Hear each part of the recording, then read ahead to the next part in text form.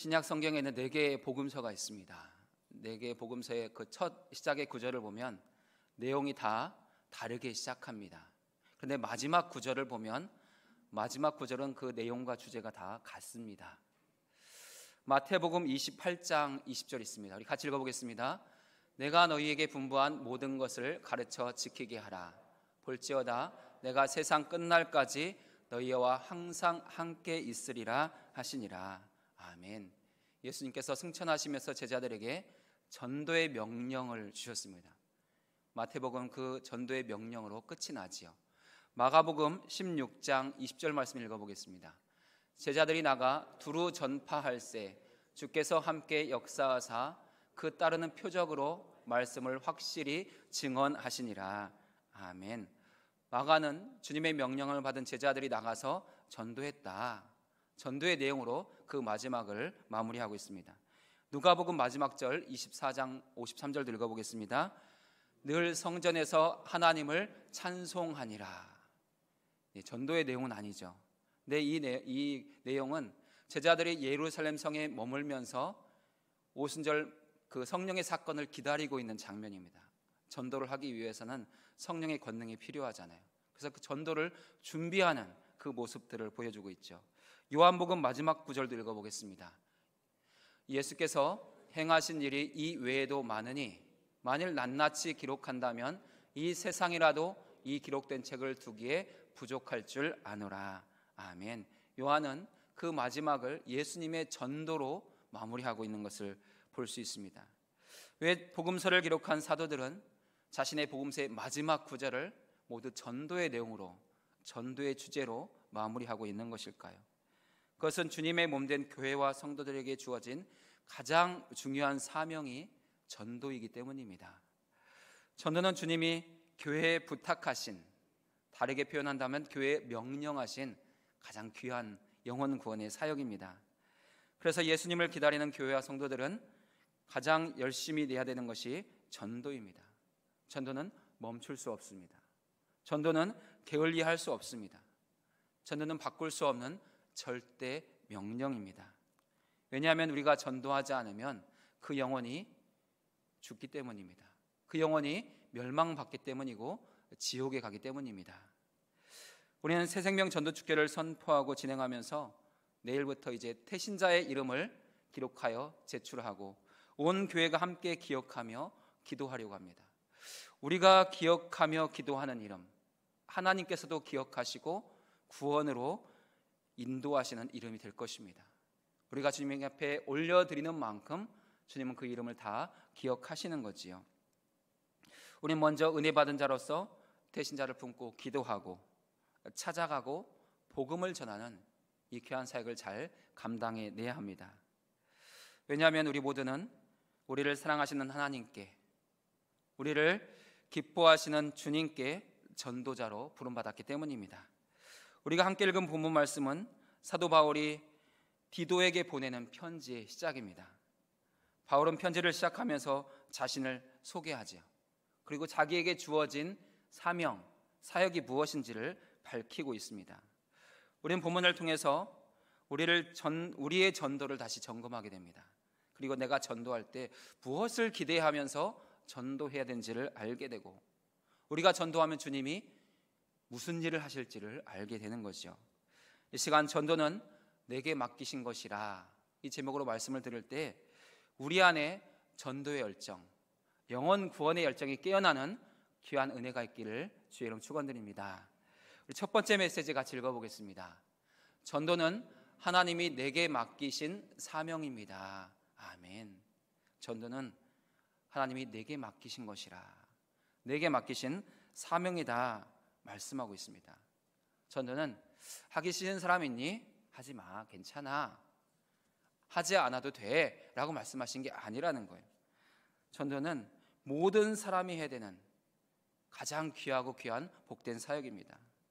전도는 하나님이 우리 모두를 부르시고 그 가운데 나를 지명하여 부르신 사역이라는 거예요.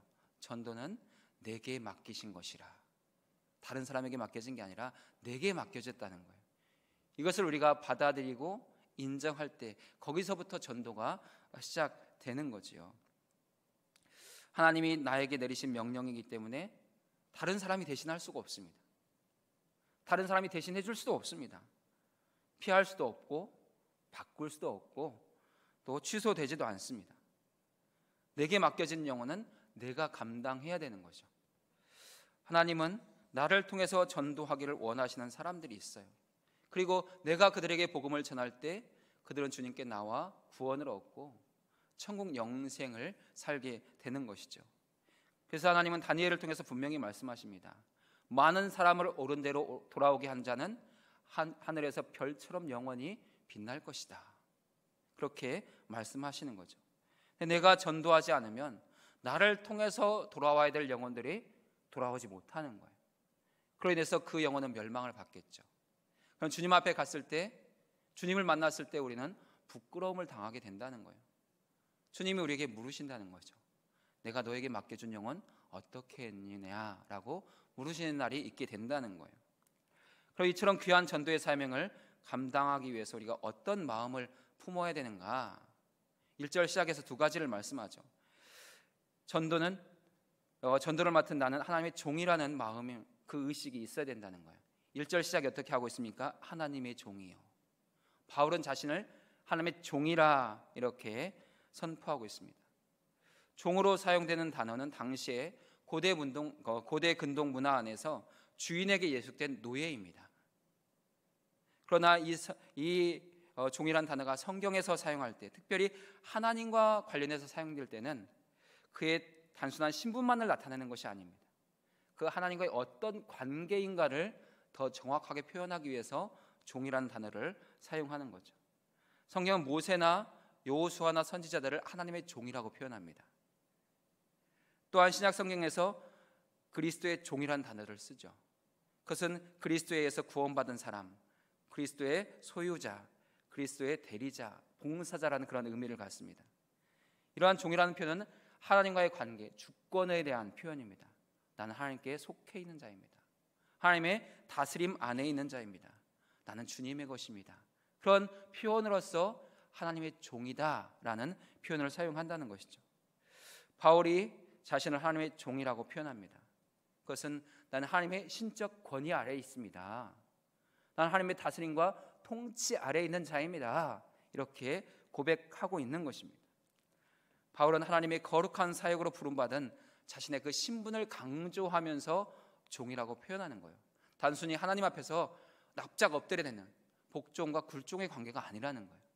나는 주님의 다스림과 통치 아래에 있는 거룩하신 창조주의 손 아래에 있는 바로 그러한 존재입니다. 그런 존재의식을 갖고 있다는 것이죠. 우리에게 이런 종의 의식이 필요합니다. 하나님이 내 인생을 다스리십니다. 내 인생 주님의 통치 아래에 있습니다. 그러니 주님이 시키는 대로, 인도하신 대로 따르겠습니다 라는 그 고백이 이 종이라는 단어에 있다는 것이죠. 또한 우리는 전도를 맡은 자로서 예수 그리스도의 사도라는 인식도 함께 있어야 된다 이렇게 말씀하고 있습니다. 그래서 바울은 하나님의 종이요 예수 그리스도의 사도인 나 바울 이렇게 표현하고 있는 것이죠. 나는 하나님의 종일 뿐만 아니라 그리스도의 사도입니다 이런 표현을 쓰고 있는 거예요. 사도는 보내신 분의 권위를 강조하는 그런 호칭입니다. 사도는 보내는 자에게 모든 권한을 위임받아서 보내는 자가 원하는 그 일, 그 행위를 하는 자가 사도입니다. 우리가 자신을 그리스도의 사도라고 인정할 때 우리는 그리스도가 주신 그 권한이 있다는 것을 알아야 되는 것이죠. 예수님은 우리의 그리스도로서 우리에게 주님의 모든 권한을 다 위임하셨습니다. 우리가 세상 앞에 나가서 예수의 사랑을 전하고 예수의 복음을 전할 때 단순히 내 입술로 그냥 저 멀리 계신 예수님을 전하는 게 아니에요. 주님이 나에게 주신 모든 권위를 사용해서 그 주님을 대신하는 시간이 되는 것이죠. 그리고 그리스도를 위해서 그 모든 사역들을 감당해 내야 되는 것입니다.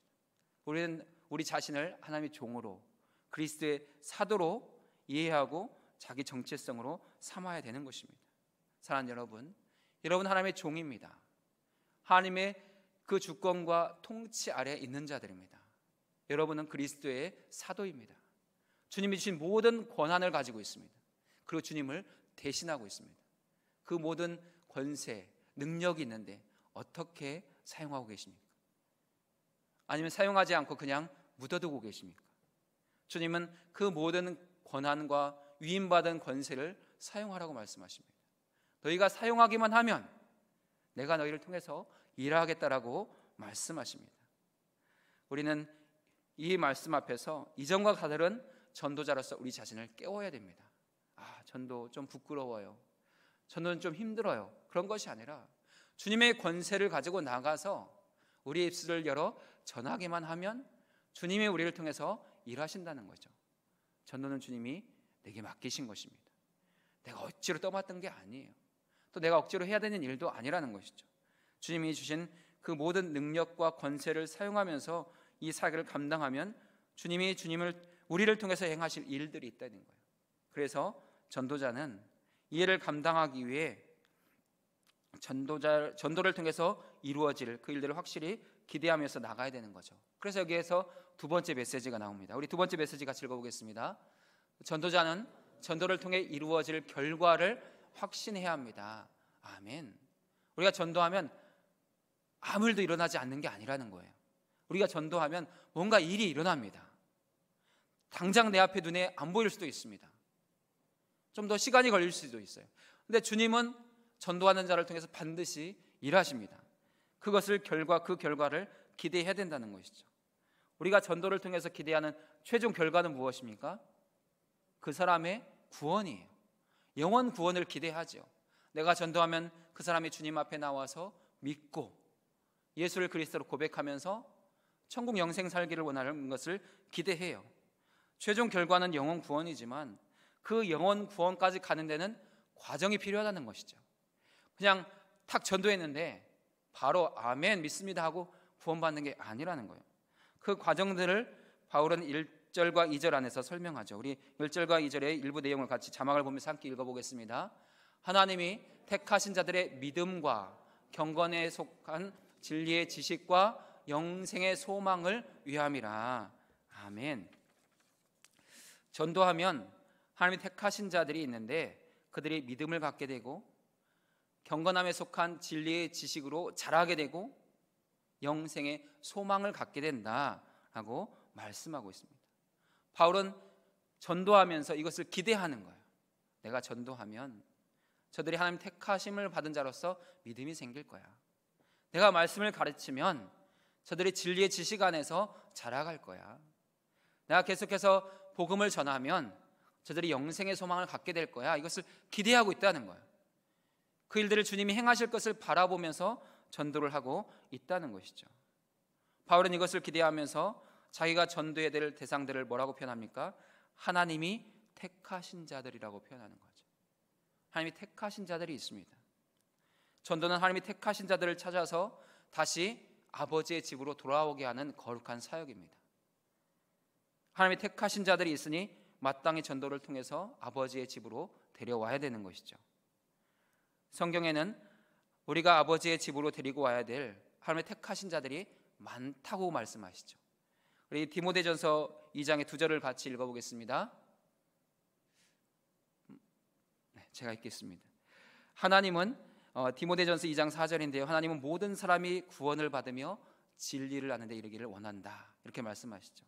디모데전서 2장 11절은 이렇게 말씀합니다. 모든 사람에게 구원을 주시는 하나님의 은혜에 감사하노라. 하나님 모든 사람이 구원을 받으며 영생에 이르기를 원하신다는 거예요. 이 하나님의 마음을 안다면 우리가 세상에 나가서 복음을 전해야 되는 거죠. 그런데 문제가 있어요.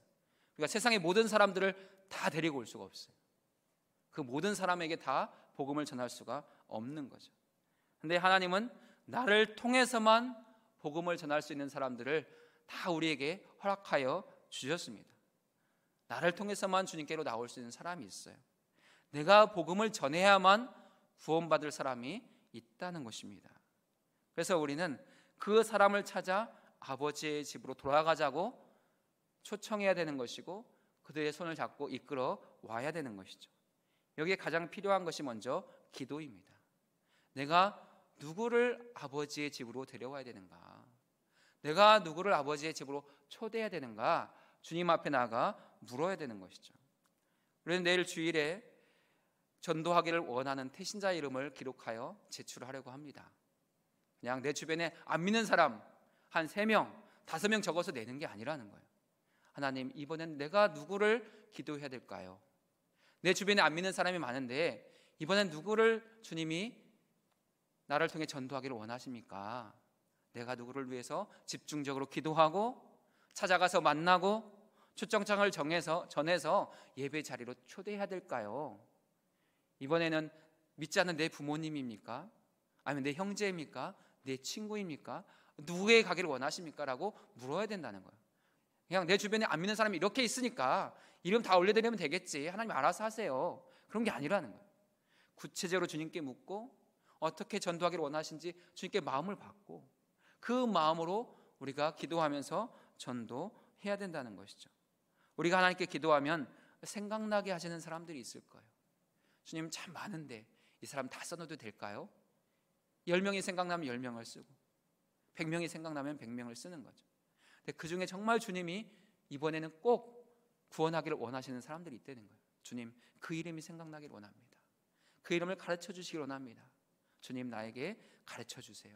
생각나게 해주세요. 그렇게 기도하면서 전도 대상자의 이름을 기록하는 거죠. 그리고 시간을 정해서 만나기도 하고 또 그들에게 초청을 하기도 하고, 그럴 때 그 마음들을 주님이 열어가시는 것을 우리가 보게 되는 거예요. 그것이 주님이 우리를 통해서 행하실 일이라는 것이죠. 우리가 그렇게 복음을 전하면 그들은 믿음을 갖게 되고 주님 앞에 나오게 될 거예요. 하나님의 택하신 자들이 있는데 그들이 믿음을 갖고 그 믿음으로 주님의 이름을 부르고 구원과 영생에 들어가도록 전해야 될 그 사명이 오늘 우리에게 있는 것입니다.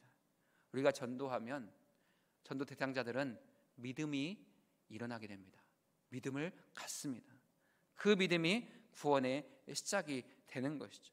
그 믿음으로 말씀을 들으면 말씀이 이해가 되고 그 믿음으로 말씀을 펼쳐 읽으면 말씀이 깨달아지고 그 말씀을 우리가 계속해서 묵상할 때 하나님을 경험하게 되는 그러한 은혜들이 있는 것이죠. 그래서 우리가 복음을 전하면 처음에는 믿음이 먼저 생겨나겠죠. 그리고 그 믿음 안에서 이제 점점 그 믿음의 지식이 자라는 거예요. 바울은 그것을 뭐라고 표현합니까? 경건함에 속한 진리의 지식이다. 그 지식이 점점 쌓여가면서 그가 그리스도의 장성한 분량, 하나님이 기뻐하시는 그 장성한 분량에 이르게 되는 것이죠. 경건함에 속한 진리의 지식, 이것은 점점 하나님의 인격을 닮아간다는, 그리스도의 그 장성한 분량으로 성장해 간다는 그런 의미들을 담고 있습니다. 우리가 전도하기 전까지 전도 대상자들은 세상을 따라가고 세상을 닮아가는 사람들이죠. 세상의 가치관에, 세상의 문화에 깊이 젖어 있는 자들이에요. 그러다 우리가 복음을 전해서 하나님의 말씀을 듣고 깨닫고 이해하다 보면 점점 세상과는 거리를 두게 되고 하나님께로 가까이 나오게 되는 거죠. 그래서 하나님을 닮아가는 거예요. 그래서 바울이 믿음을 가진 자들은 점점 경건함에 속한 진리의 지식으로 자라간다라고 표현하고 있는 것이죠.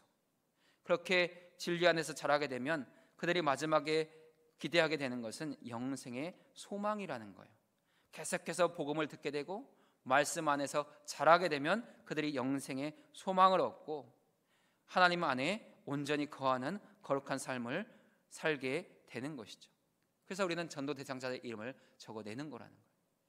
우리가 새생명 축제를 통해서 전도 대상자들의 이름을 정하고 우리가 기도하고 그들을 초청하면 1년에 한 번은 그들이 주님 앞에 나오게 됩니다. 근데 이 한 번의 시간이 중요한 거예요. 사실 시작이잖아요. 그 한 번 말씀을 듣습니다. 또 1년 동안 안 나올 수도 있어요. 또 새생명 축제가 돌아와서 또 한 번 나와요. 그렇게 1년, 2년 나오다 보면 7, 8년 지나다 보면 한 번이 2번 되고 한 주가 또 3번이 되고 그렇게 1년이 되고 그렇게 주님이 원하신 자리에 서는 그 모습들을 바라보는 거예요. 그래서 우리는 이 새생명 축제를 참 귀하게 여기고 가치 있게 여겨야 되는 거죠. 그냥 1년에 한 번 하는 행사가 아니라는 거예요. 주님이 잃어버린 영혼들을 나를 통해서 내게 맡기신 사명을 통해서 구원하시는 귀한 시간이라는 것을 알고 이것을 기대하면서 우리가 전도해야 된다는 것이죠. 우리가 전도자로서 우리에게 주어진 사명을 잘 이해를 했습니다. 전도의 결과도 기대하게 되었습니다. 이제 어떻게 살아내야 되겠습니까? 우리는 예수님처럼 우리의 때를 전도로 살아내야 되는 것이죠. 그래서 여기에 세 번째 메시지가 있습니다. 함께 읽겠습니다. 전도자는 하나님의 약속을 신뢰하며 자기의 때를 살아내야 합니다. 아멘. 2절 후반절의 말씀이 있죠. 우리 같이 읽어보겠습니다. 이 영생은 거짓이 없으신 하나님이 영원 전부터 약속하신 것인데 자기의 때 자기의 말씀으로 나타내셨으니. 아멘. 예수님은 자기의 때에 이 세상에 오셔서 말씀으로 자기를 나타내셨습니다. 예수님의 모든 말씀은 다 전도입니다. 회개하라. 하나님의 나라가 가까웠다. 그러면서 하나님의 사랑을 전하셨고 하나님의 은혜의 복음을 전하고 증거하셨습니다. 우리는 그 은혜와 그 사랑 안에 머물며 하나님의 나라를 살아가고 있는 것이죠. 우리는 이미 하나님의 약속 안에 있는 자들입니다. 그 약속을 신뢰하는 자들이죠. 그리고 그런 우리에게 이제 우리의 때가 주어져 있습니다. 예수님이 자기의 때에 자기의 말씀으로 하나님의 사랑을 나타내셨고 생명의 복음을 증거하셨어요. 그럼 우리는 우리의 때에 어떻게 살아가야 되겠습니까? 우리의 때, 우리가 살아간 그 모든 날들 동안에 그 모든 기회들을 따라서 생명의 복음을 전하고 예수 그리스도를 증거하는 그러한 삶을 살아가야 된다는 거예요. 하나님은 그 일을 이루기 위해, 예수님은 그 일을 이루기 위해 이 땅에 오셨고 자기의 때를 그것을 이루며 살아내셨어요. 자기가 그때 오셔서 그 일을 행하셔야 되는 것을 정확히 아셨죠. 그리고 제자들에게 기도를 가르쳐 줄 때 어떻게 기도하라고 말씀하셨습니까? 아버지의 뜻이 하늘에서 이룬 것처럼 땅에서도 이루어지기를 기도하라고 말씀하셨어요. 하나님의 뜻은 이미 이루어져 있다는 거예요. 하나님의 택하신 자들이 이미 다 정해져 있고 나를 통해서 구원받을 자들도 다 정해져 있다는 거예요. 하나님, 나를 통해서 그 영혼이 구원받기를 원합니다. 이 새생명 축제를 위해서 통해서 그 영혼들이 다 주님 앞으로 나올 수 있기를 원합니다. 그렇게 기도하면서 전도하면서 우리의 때를 살아내라고 말씀하신다는 거예요. 새생명 축제 짧은 시간입니다.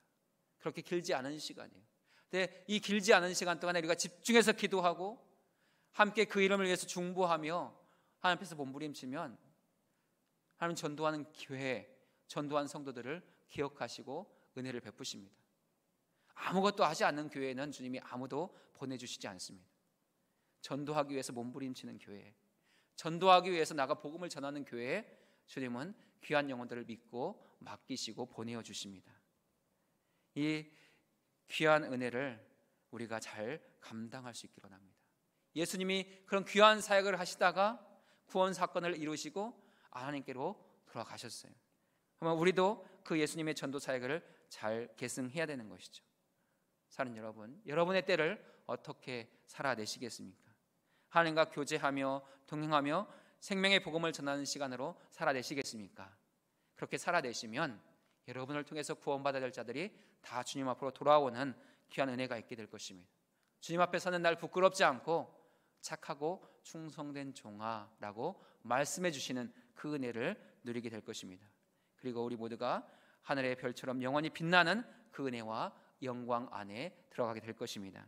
그 은혜가 우리 모두 가운데 함께 하시기를 주의 이름으로 축원드립니다.